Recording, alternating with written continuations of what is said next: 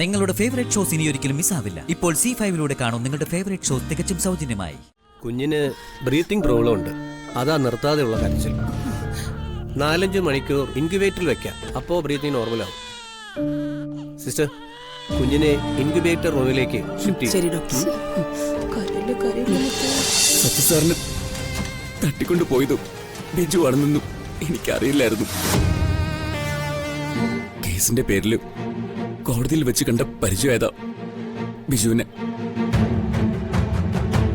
കുഞ്ഞിന് അസുഖമാണെന്നും ഓപ്പറേഷൻ വേണമെന്നൊക്കെ വിളിച്ചു പറഞ്ഞപ്പോ കുറച്ച് കാശ് കൊടുത്ത് സഹായിച്ചതാ ഞാൻ. എന്റെ പിന്നിലും ക്യാമറയുമായിട്ട് ഒരാളെ അർച്ചന മാഡം വിട്ടിരുന്നു എന്ന് ആ വീഡിയോ കണ്ടപ്പോഴാണ് എനിക്ക് മനസ്സിലായത്. ഇതൊക്കെ നന്ദന്റെ മുമ്പിൽ ധനുഷിന്റെ കുമ്പസാരമല്ല, സത്യങ്ങൾ നന്ദേട്ടൻ തിരിച്ചറിയണമെന്ന് എന്റെ ആഗ്രഹമാണ്. എനിക്ക് മറ്റാരെയും ഒന്നും ബോധിപ്പിക്കാനില്ല, സ്നേഹയെ പോലും.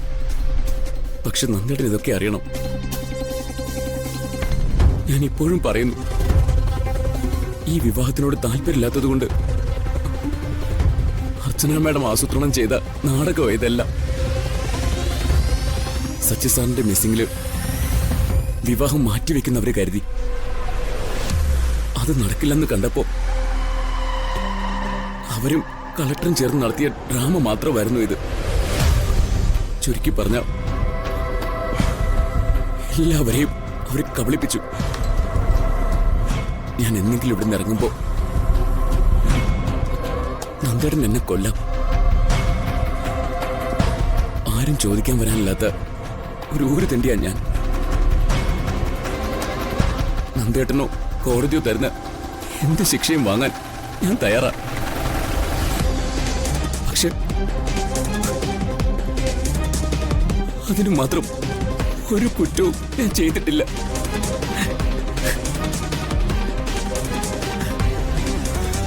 ഇതൊക്കെ ഞാൻ ഇപ്പൊ പറയുന്നത് കൊണ്ട് ഒരർത്ഥമില്ലെന്ന് എനിക്കറിയാം. പക്ഷെ നന്ദേട്ടനോട് എല്ലാം പറയണം തോന്നി. ആരുമില്ലാതിരുന്ന എനിക്ക്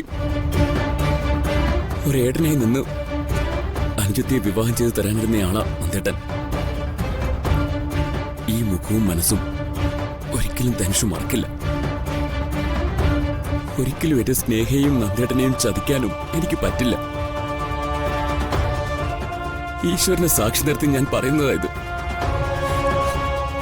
നിങ്ങൾക്ക് ദ്രോഹം വരുന്ന ഒന്നും ഞാൻ ചെയ്തിട്ടില്ല നന്ദേട്ട.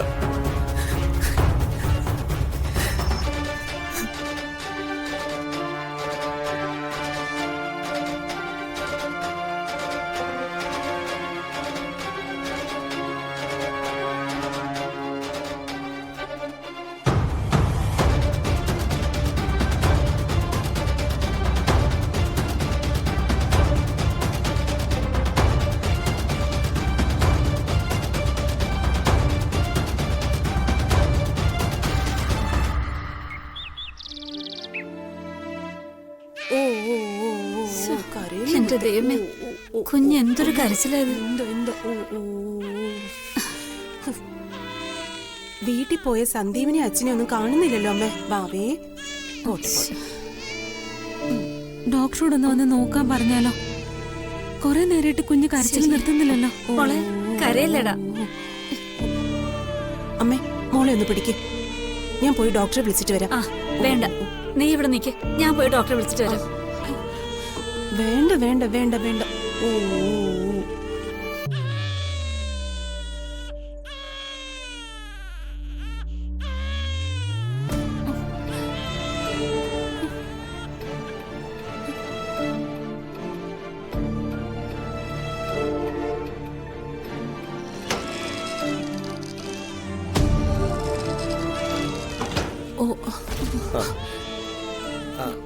കുഞ്ഞിനെ കൊണ്ട് ബെഡിലേക്ക് വന്നിരുന്നേ. ഇങ്ങോട്ടിരിക്കും മോളെ. ഓ ഓ ഓ ഓ ഓ ഓ, കരയില്ലേ കരയില്ലേ.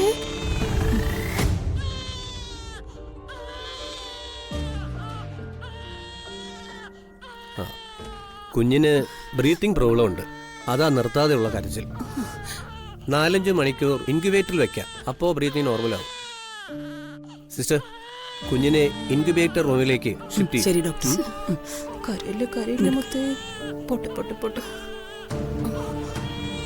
ഓ വേണ്ട വേണ്ട വേണ്ട. പതുക്കെ, മോളെ.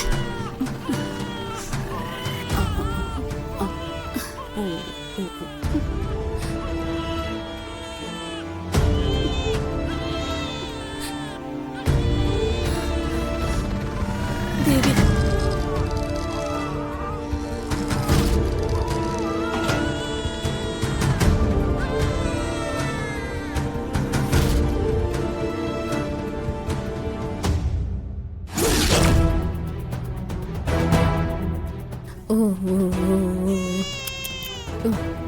വേണ്ടടാ വേണ്ട.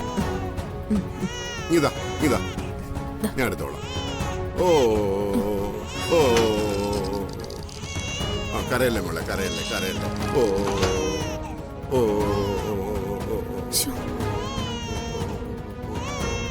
ഓ ഓ, ഒരു 4-5 മണിക്കൂറെങ്കിലും കുഞ്ഞിനെ ഇൻക്യുബേറ്ററിൽ വെക്കണമെന്ന് ഡോക്ടർ പറഞ്ഞു. ബ്രീത്തിങ് ഇഷ്യൂ എന്തെങ്കിലും ഉണ്ടെങ്കിൽ മാറാൻ വേണ്ടിയാ.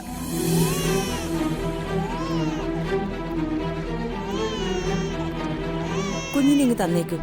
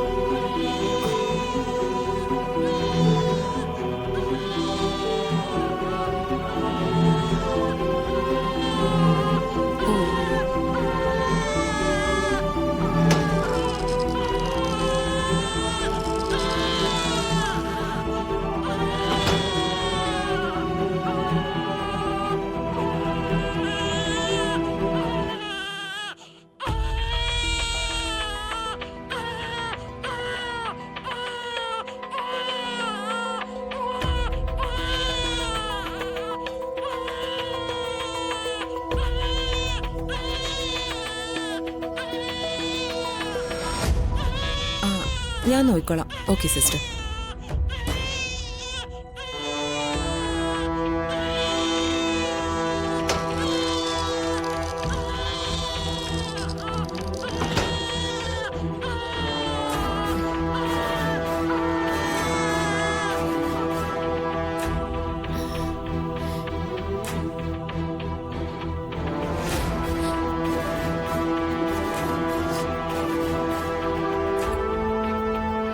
നീ ഇതിലൊന്നും ഇങ്ങനെ വിഷമിക്കണ്ട. കുറച്ചു ദിവസം ഇതുപോലുള്ള പ്രശ്നങ്ങളൊക്കെ ഉണ്ടാവും. ഈ ഇൻക്യുബേറ്ററിൽ കൊണ്ടുവന്ന് കിടത്തുക എന്ന് പറയുന്നത് എപ്പോഴും നമുക്ക് പോസിബിളായ കാര്യമല്ല കേട്ടോ. അത് നോക്കണം. ഒന്നും കുഴപ്പമില്ല, നമുക്ക് നോക്കാം.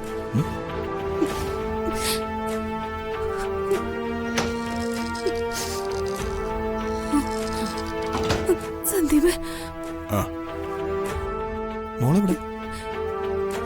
ഇത്രയും നേരം കരച്ചിലായിരുന്നു. കരച്ചിൽ നിർത്താത്തോണ്ട് അമ്മ ഡോക്ടറെ വിളിച്ചോണ്ട് വന്നു. ഡോക്ടർ വന്ന് പരിശോധിച്ചിട്ട് ബ്രീത്തിങ് പ്രോബ്ലം ഉണ്ടെന്നും 4-5 മണിക്കൂർ ഇൻക്യുബേറ്ററിൽ വെക്കണമെന്നും പറഞ്ഞ് നഴ്സ് കുഞ്ഞിനെ വാങ്ങിച്ചോണ്ട് പോയി. ഡൗൺലോഡ് ചെയ്യൂ C5 ആപ്പ്. കാണൂ എല്ലാ എപ്പിസോഡുകളും സൗജന്യമായി.